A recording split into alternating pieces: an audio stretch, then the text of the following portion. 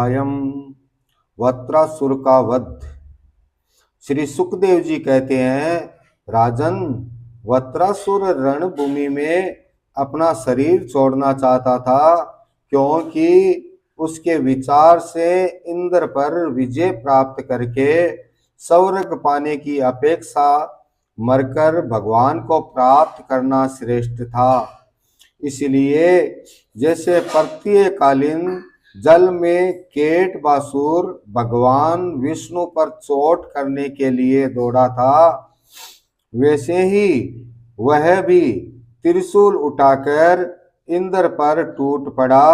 वीर वत्रासुर ने प्रत्ययकालीन अग्नि की लपटों के समान तीखी नोकों वाले त्रिशूल को घुमाकर बड़े वेग से इंद्र पर चलाया और अत्यंत क्रोध से सिंहनाद करके बोला, पापी इंद्र, अब तू बच नहीं सकता।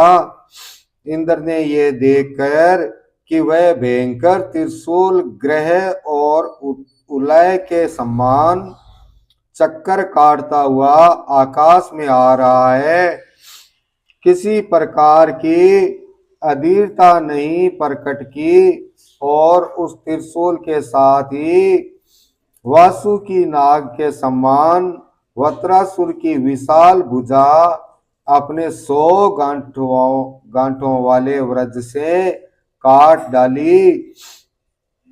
एक बाहें कट जाने पर वत्रासुर को बहुत क्रोध हुआ।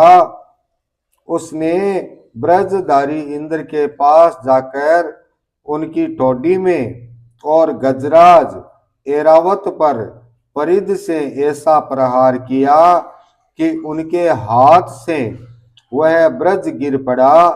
वत्रासुर के इस अत्यंत अलौकिक कार्य को देखकर देवता, असुर, चारण, सिद्धगण आदि सभी प्रशंसा करने लगे, परंतु इंद्र का संकट देखकर वे ही लोग बार बार हाय हाय कहकर चिल्लाने लगे।